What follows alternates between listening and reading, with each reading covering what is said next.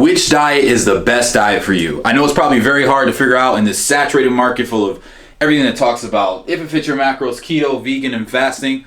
But no need to worry, I'm gonna help you figure out what the best diet is for you coming up next.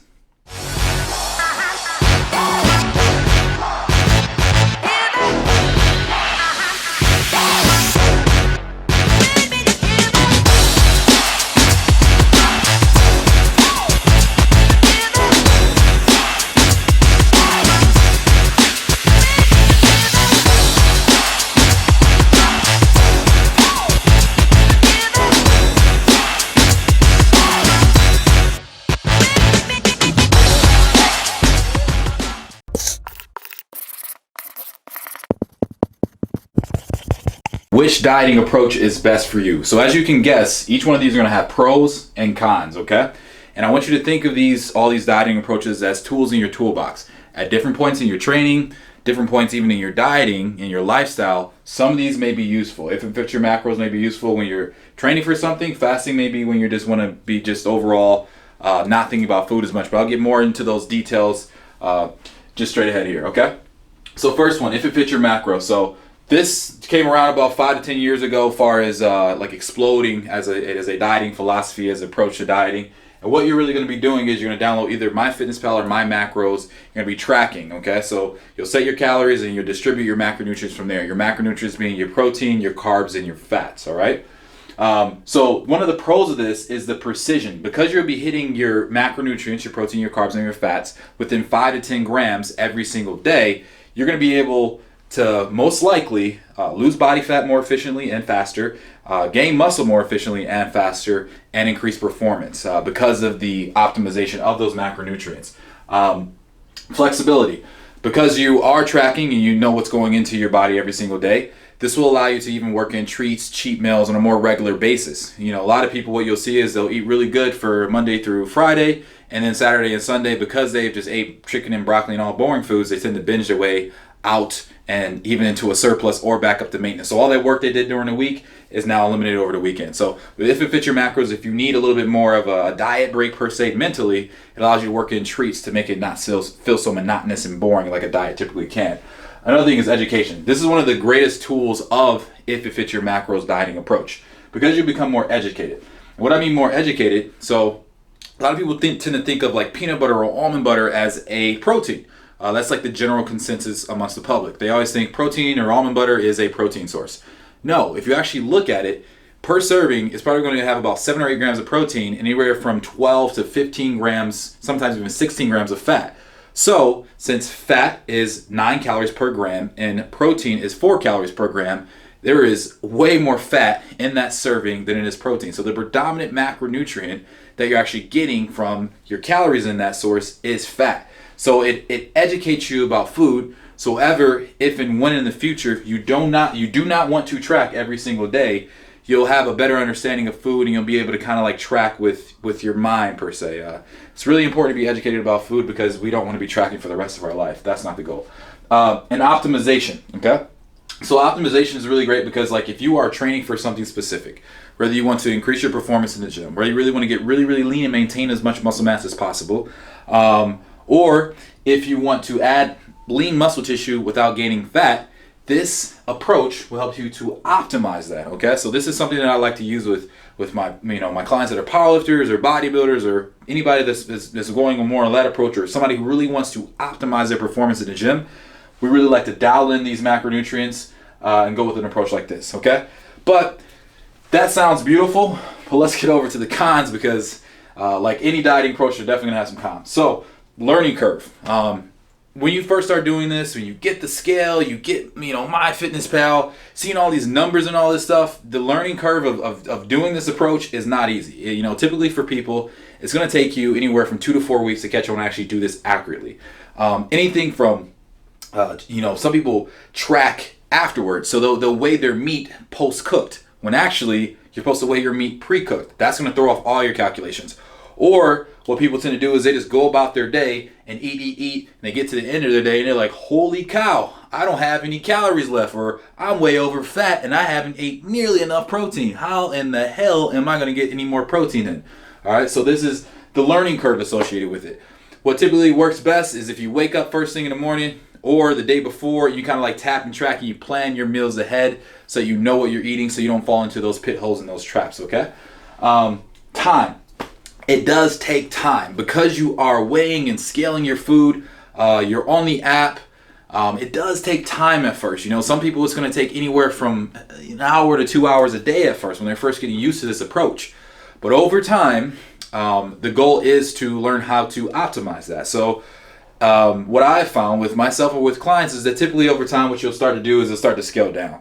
And you'll probably on the app anywhere from 5 to 10 minutes a day, and you're probably going to be meal prepping anywhere from a half hour to an hour 2 times a week if you are really looking to not have such a huge flexible approach, okay? Now this is one of probably the biggest cons is obsession. Because you are weighing, scaling, and tracking, people can start to lead to like this obsession over food and calories and what's in stuff, and it can be unhealthy mentally. So I typically, if we're going for a goal, what I'll say is we'll do this approach, you know, first, if it's very, very specific, then we need to wean ourselves off because this has become very unhealthy because of the obsessive compulsive side of things with tracking and tapping everything. So it's a great approach, but really think about that and keep that in mind. And then the scale, like I was talking about before, you know, like that is an annoying thing to actually be weighing everything. Your grams of rice, your oatmeal, your cookies, you know, your protein, all that stuff can be a little bit annoying over time. So those are definitely some cons. So those are some things to think about. And I'll get more to a comprehensive picture of this towards the end here. So just hang on here for a second. Okay. And then keto. So keto, one of the main benefits of it is glucose control. And this is going to play a huge benefit into a whole lot of other areas. So one, acne. There's some pretty good research showing that if you control your glucose, so your blood sugar, you'll be less prone to breakouts from acne. So that's a great benefit if somebody's looking to clear up their skin. Keto may be a good approach for you. Cancer. We all know that cancer is going to feed off of insulin to some degree. There's some cancers that do feed off that, I should say, to be more precise. So if you are somebody who is going through chemotherapy, this could actually be a good approach for you. We've actually seen some decent research with keto with cancer patients. And fat oxidation. So this is something that's confusing. What you'll typically read on things that are very clickbaity online is what they'll say is like, okay, you'll burn more fat when you're on keto. That's true and untrue. You're actually burning more fat more calories from fat because you're actually intaking more fat. You're not actually truly burning more fat in your body. So it's not going to help you get to your goal faster. Let me give you the big rundown of all these diets before I even keep going. It's all about calories in versus calorie out. You have to be in a caloric deficit. So it does not matter which approach you take. You need to start thinking these more of like, does it fit my lifestyle? So let's shift that mindset around dieting approaches because they're all pretty optimal in certain ways and they all have different times of when they're going to be most useful, but it's more about the lifestyle. So back to this again. So fat oxidation. So yes, you are going to be burning more calories from fat. It is because you're intaking more fat on that diet, okay? So that's some of the great benefits of doing a keto diet. So let's go into some cons. So some cons here. Performance. Now, so this is going to be up to the person, all right? So some people are going to see decent performance results from keto, so they're not going to see too much of a suffering. Some people definitely will. And the reason being, the easiest thing that your body uses for fuel is carbohydrates. And when you're doing a keto diet, a ketosis diet, you are low in carbs, moderate to high in fat, and moderate to high in protein. So with that type of approach, you're going to have less of your body's preferred energy source, which is carbohydrates. So you may see a decrease in performance if that is one of your main goals is that. I probably wouldn't recommend keto. So all you CrossFit people, paleo, keto, all that kind of stuff, because they do have some similar philosophies, you probably should not be doing that. Some things you need to watch out for is low fiber. Because you are not eating carbohydrates. Carbohydrates typically have fiber, so potatoes, oatmeal, different forms of rices like wild rice, quinoa, all those things there are high in fiber, and you need fiber to help with things like cholesterol. So this is HDL and LDL. So what fiber helps with, especially soluble fiber, that helps to keep this in check so that your good cholesterol, your HDL, is in a good place, and your bad cholesterol, your LDL, is in a good place too as well. So that's why it's important to make sure that if you are doing a keto diet, you are either supplementing with some fiber or you're tracking to make sure you're getting some fiber, the correct amount of fiber in per day. If you have type 2 diabetes, so this is something that you probably need to talk to your doctor about before you move forward with keto, because keto can be detrimental to somebody with type 2 diabetes. And then adjustments. So a lot of times people, when they're doing this diet, the keto approach, they have a hard time adjusting their macronutrients. Just because you're in keto doesn't mean that you should not be setting macronutrient goals. So that's one of the things I really need people to start consider if they do take this approach, is you still need to set macro goals, you still need to set calorie goals. Just because you're doing a keto diet isn't automatically like a miracle fat loss, all right? Nothing does that. All right, next one, vegan. Vegan, this is one that's very, very popular recently. You know, some of the pros are ethical reasons. Of course, if you just don't want to eat animals, I mean, I'm all on board for that. That's perfectly fine, and that's a great thing to do. Performance. If you are in a oxygen-based sport, so something that's going to use more carbohydrates, it could potentially help. So if you are like a cyclist, anything that's long endurance, that's what I mean by an oxygen-based sport. So like a cyclist, a long-distance runner, having a diet like this that's predominantly carbohydrate-based can have some increase in performance benefits. So that's great. And heart health. Because you're going to be having a high amount of fiber, again, soluble fiber, this is going to play a great role in lowering LDL and making sure your HDL is in a good range. So we've seen really great research with vegan diets associated with heart health. So if you want to lower your risk of cardiovascular disease, this is a great diet for you to consider. So some cons here. Typically, vegan diets lack complete proteins.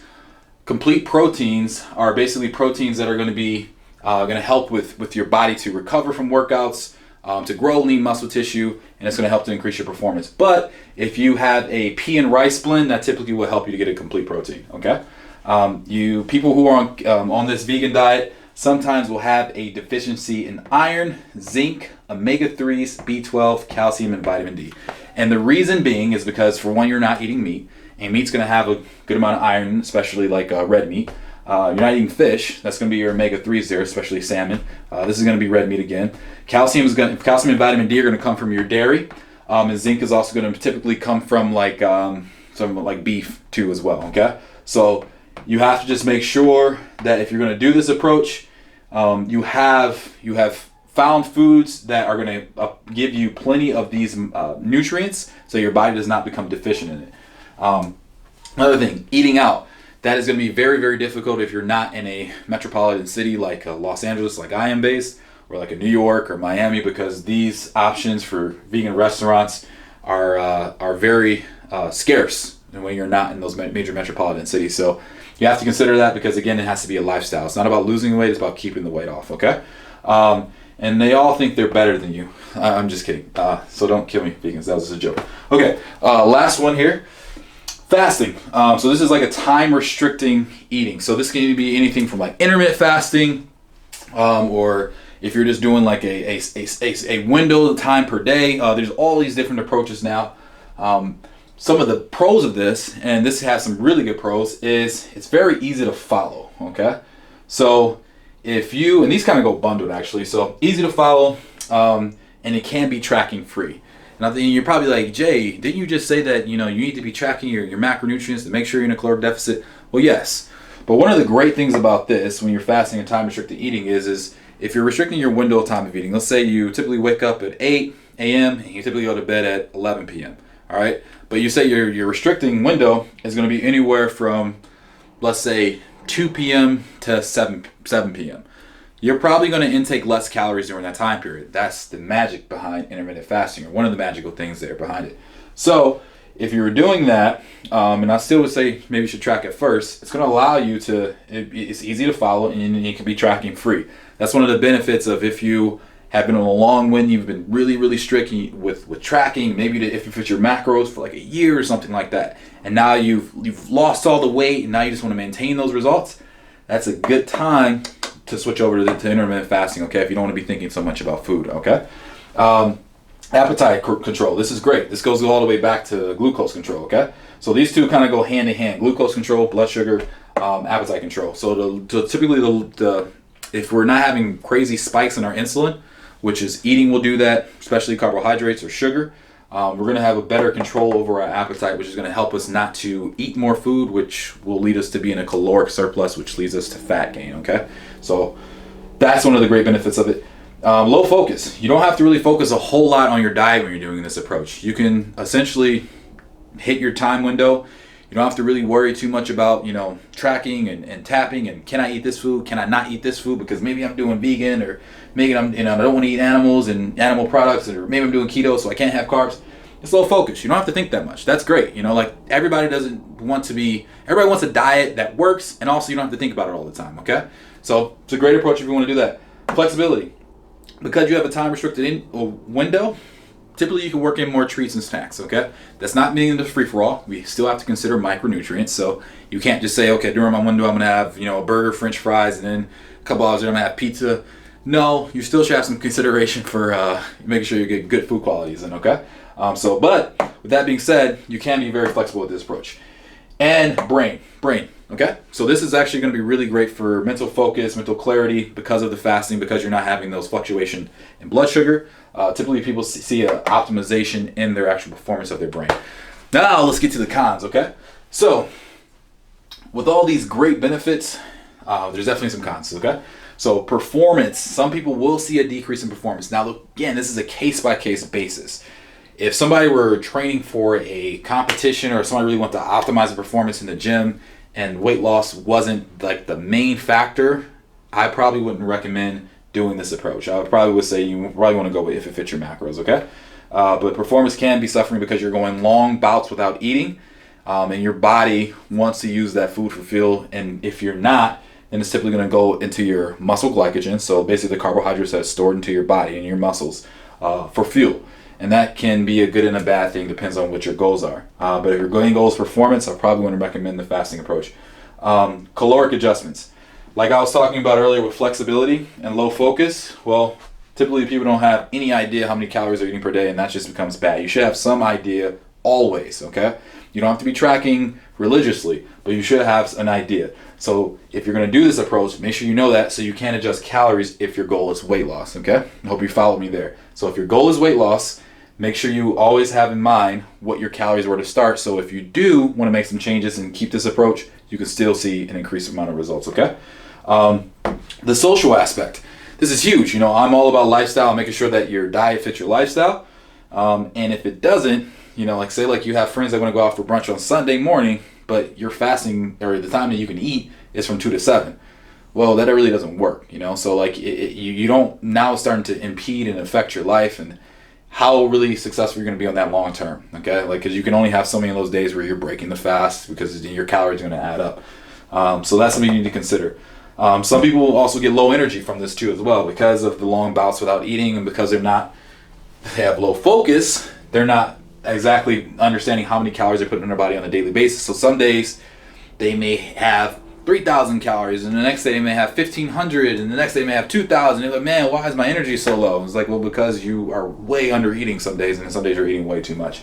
Binge eating, again, because you're going long bouts without eating, this could lead to binging, which is no good. Binging leads to caloric surplus leads to fat gain.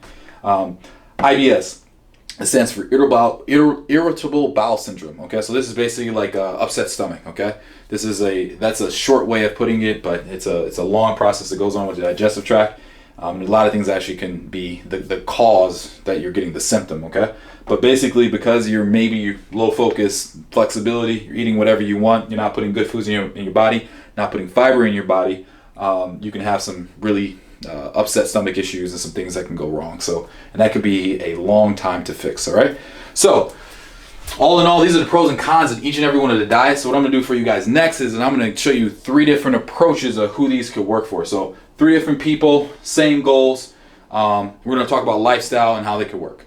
Okay, so now I'm going to show you the importance of why it is extremely important to make sure that your diet fits your lifestyle and not the other way around, okay? So we have the same goals, okay? So all these people, A, B, and C, they want to lose fat first and they want to have some strength gain, okay? So person A, executive, they have a big family life, and they have no time for meal prep, okay? So if they're executive, that means they're extremely busy with work. And then once they get done with work, they have a family. They have no time to sit around and actually do some meal prep. Person B, they're in real estate, no family, flexible schedule. Person C, film director, big social life, and very sedentary, okay? Outside of when they're actually working out.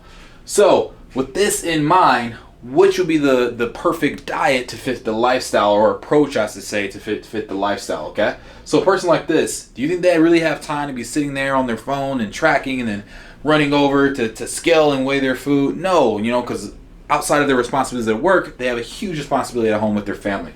So fasting will probably be the best approach, because this is going to allow them to have a little bit more flexibility, a little bit more freedom, but just adhering to kind of like some rules and guidelines throughout the day to make sure they have great diet success, okay? So person B, this person, real estate, flexible schedule, no family, so their life seems to be pretty low stress. So it seems like they probably could take on a new skill. And counting and tracking macros is a new skill. So this person, we will say they're going to be a macro counter, okay? So they're gonna download MyFitnessPal, they're gonna set some targets, and they're gonna get to go, okay? And that would probably be a perfect approach for them. Person C, film director, big social life, pretty sedentary. So the key here, if you're this person here, is sedentary. So what we were talking about before, carbohydrates, the easiest thing for your body to convert for fuel. Those are gonna be really, really important if your main goals is performance. But in this case, they don't need carbohydrates outside of their workout, so they probably can maybe go to more of a keto approach, okay? Where they're doing either a low carb or they're doing practically zero carbs to make sure their body goes into ketosis. The main overall takeaway I want you to take from this, because some of these could be interchangeably. I mean, of course, this person could probably do fasting, or this person could probably do macros too as well. But the main thing I want you to take away is that the diet needs to fit the lifestyle, okay? So don't try to force it to not, if there's something you can't foresee yourself doing 6 months, 12 months from now. Because again, it's about keeping the weight off, not just losing it. All right? So I hope you guys found this video very helpful. Dieting is a part of the whole training process, and I just wanted to make sure that you guys are taking approaches that fit your lifestyle. So keep a lookout for these videos. Monday, Wednesday, Friday, I'll be loading up 3 videos for you guys per day. Any topics, just leave it down in the comments, and I'll cover those for you. All right, guys.